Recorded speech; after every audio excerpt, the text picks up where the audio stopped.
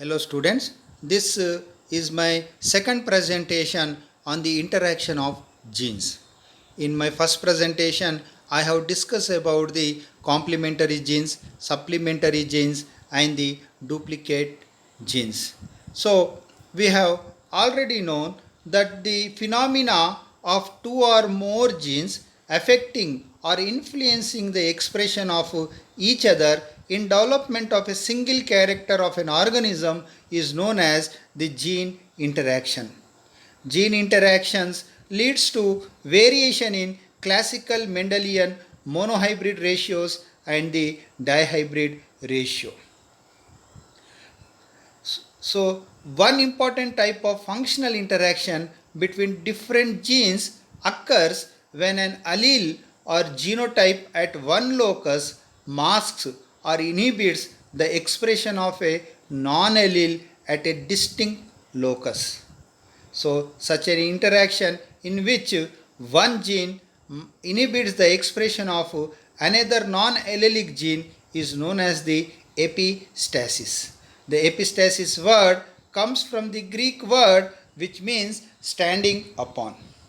Any gene that masks the expression of another non-allelic gene is known as the epistatic gene, and the gene whose expression is prevented or masked is known as the hypostatic gene.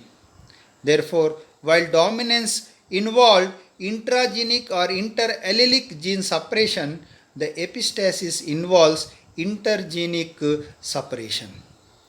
The epistasis is of two types. First is the dominant epistasis and second is the recessive epistasis. So, when the dominant allele of one gene, say W, masks or inhibits the expression of another gene, say Y, and the gene W expresses itself phenotypically, then gene W is said to be epistatic to the gene Y. Since a dominant gene exerts its influence by suppressing the expression of another gene, it is known as the dominant epistasis. So, in fruits of cucurbita, we see three types of colored fruits. So, one is the white colored fruit, the second is the yellow color, and third is the green color cucurbita pepo fruits or summer squash fruits. White is dominant over both yellow and green, and yellow is dominant over green only. White color is determined by the dominant gene W, and no other gene or fruit color is expressed in its present. Thus, the dominant gene W is epistasis to other fruit color genes. In presence of homozygous recessive, that is double recessive W gene, another gene Y determines the yellow color of the fruit, and homozygous recessive for both genes, that is for the gene W and the gene Y, bears the green fruits. So plants with white fruit, when crossed to plants with the green fruits, the F1 bears only the white fruits.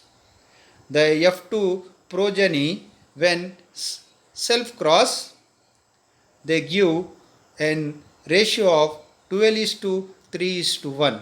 So these are the female gametes and these are the male gametes, and the 12 phenotypes which have the dominant W will give rise to the white fruit. So we get 12 the white fruit, and when the dominant gene W is not there, that is the W is double recessive, the Y will give the yellow color, and the double recessive for both the W and Y gene will yield the green color.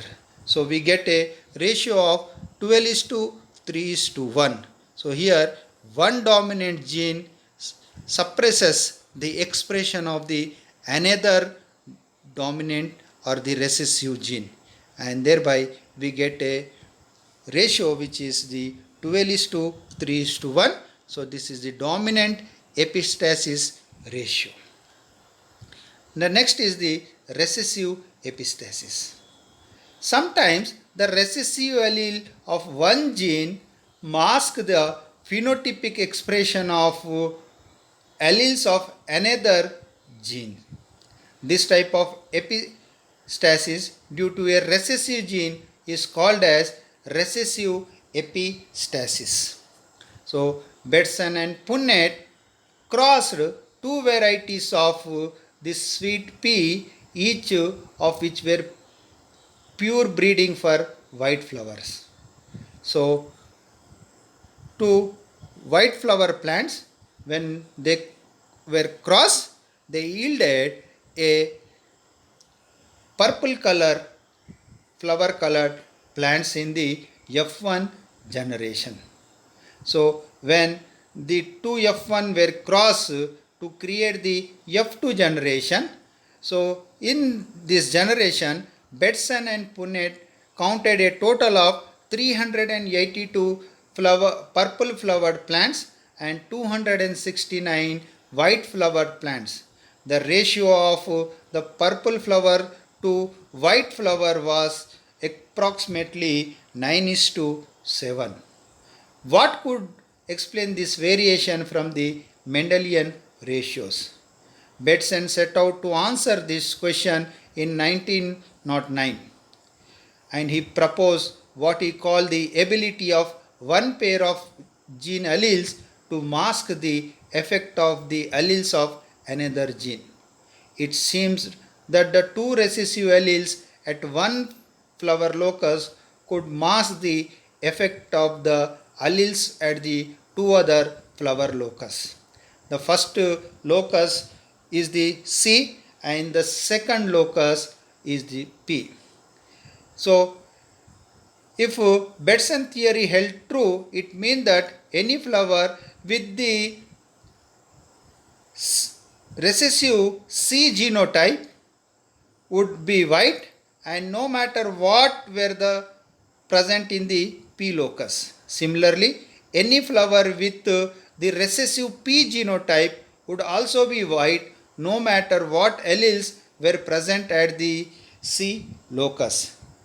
Bedson used the word epistasis, which translates as standing upon, to define the masking of action of one gene by another gene. So when the two white flowered plant, one having the recessive P gene and another having the recessive C gene, were crossed, in F1 they got the purple flower, and the purple flower, when they were crossed, so they got the ratios which were the 7 combinations were result in either a recessive C or a recessive P, which would yield the white flower phenotype. So the dominant, wherever there was the dominant C gene and dominant P gene, it gave the purple color. So we got the 9 purple color. And the 7 combination that resulted in either a recessive C or a recessive P would yield the white flower phenotype. Hence we got a 9:7 ratio of purple to white flowers. Many years after Bedson first described this 9:7 phenotypic ratio in the sweet pea plants, researchers were finally able to determine the two genes responsible for it. These genes control the flower color by controlling the biochemistry that is related to the pigment compound called the anthocyanins. So in the sweet pea, there is a two-step chemical reaction that forms the anthocyanin. So in the first step, the gene C, which produces the enzyme C, will convert the precursor to an intermediate compound which is called as the chromosome. And in the step 2, the gene P, which produces the enzyme P, will convert the chromosome to the anthocyanin, and production of this anthocyanin will produce the purple color flower. So both the genes are necessary for the production of the anthocyanin pigment. The dominant C and dominant P alleles codes for the functional step in anthocyanin production, whereas the recessive C and P alleles code for the non-functional steps. So when the gene P, dominant gene P is absent, so enzyme P and step 2 of the conversion of chromosome to anthocyanin will not take place, and similarly when the gene C is absent and it does not produce the enzyme C, the step 1 is absent, so conversion of precursor to chromosome will not take place. Even though the gene P is present, the formation of anthocyanin will not take place. So the dominant C and P alleles code for the functional steps in anthocyanin production, whereas the recessive C and P alleles code for the non-functional steps. Thus, if two recessive alleles occur for the either gene, white flower will result. 9:7 is a modification of phenotype but not the genotypic Mendelian ratios.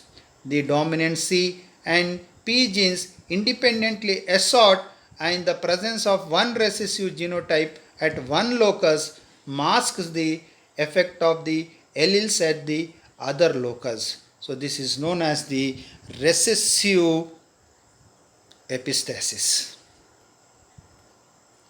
Next, the lethal genes. So lethal genes are the mutant genes which result in the death of the individual which carries them. So these lethal genes are again of two types. One is the dominant lethal genes which kills the individual both in the homozygous and the heterozygous states. Individual with a dominant allele die before they can leave a progeny. There, the dominant lethal allele is removed from the population in the same generation in which it arose. The second type of lethal genes are the recessive lethal. The recessive lethal kills the individual when they are in homozygous state.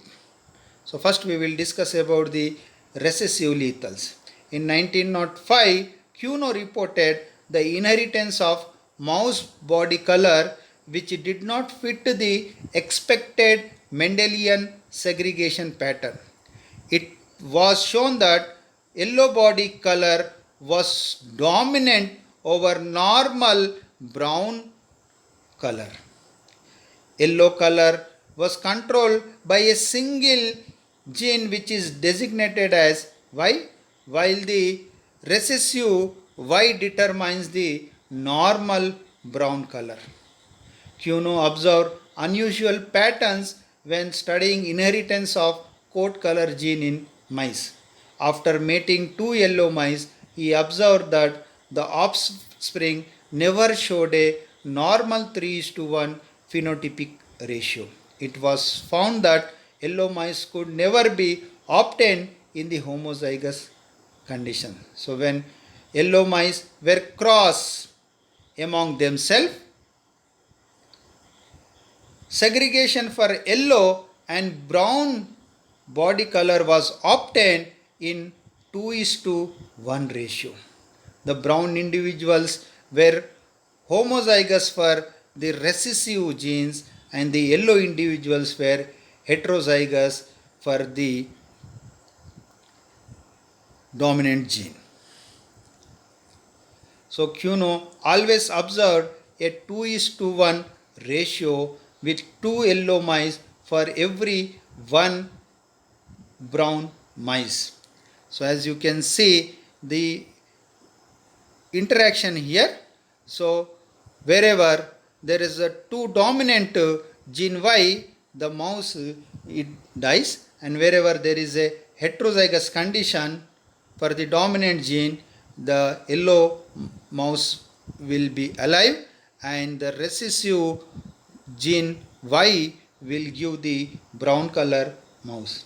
So Kuno always observe a 2:1 ratio with 2 yellow mice for every 1 brown mouse. Kuno thus determined that yellow coat color was dominant phenotypic trait, and by using test crosses he showed that all his yellow mice were heterozygous. However, from his many crosses, Kuno never produced a single homozygous yellow mouse. Then later on, so he always got a 2:1 ratio.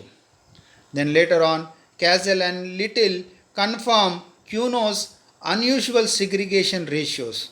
Moreover, they demonstrated that Kuno's crosses resulted what appeared to be a non-Mendelian ratio because he had discovered a lethal gene. Castle and Little did this by showing that 1/4 of offspring from crosses between the heterozygous died during the embryonic development.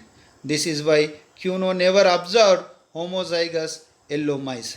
Thus, by considering embryonic lethality or death as a new phenotypic class, the classic 1:2:1 Mendelian ratio of genotype could be re-established.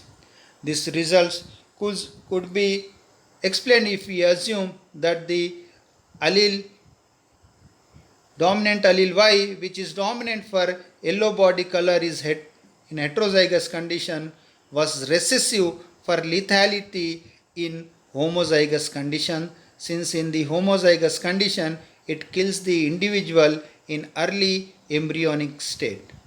Consequently, whenever a homozygous individual for the gene Y is produced, the lethal character will express itself and the individual will die. Thus, a homozygous yellow will never be produced. As this example illustrates, lethal genes cause the death of organisms that carry them. Sometimes death is not immediate, it may take even years depending on the gene. In any case, if a mutation results in lethality, then this is indicative that the affected gene has a fundamental function in the growth, development and survival of organism. Kuno discovered this first recessive lethal genes because they altered Mendelian inheritance ratio. Recessive lethal genes can code for either dominant or recessive trait, but they do not actually cause the death unless an organism carries 2 copies of lethal allele. Examples of human diseases caused by the lethal alleles include the cystic fibrosis and sickle cell anemia. Then, dominant lethal genes are expressed in both homozygous and heterozygous condition. But how can alleles like this be passed from one generation to next if they cause the death? Dominant lethal alleles are rarely detected due to their rapid elimination from the population.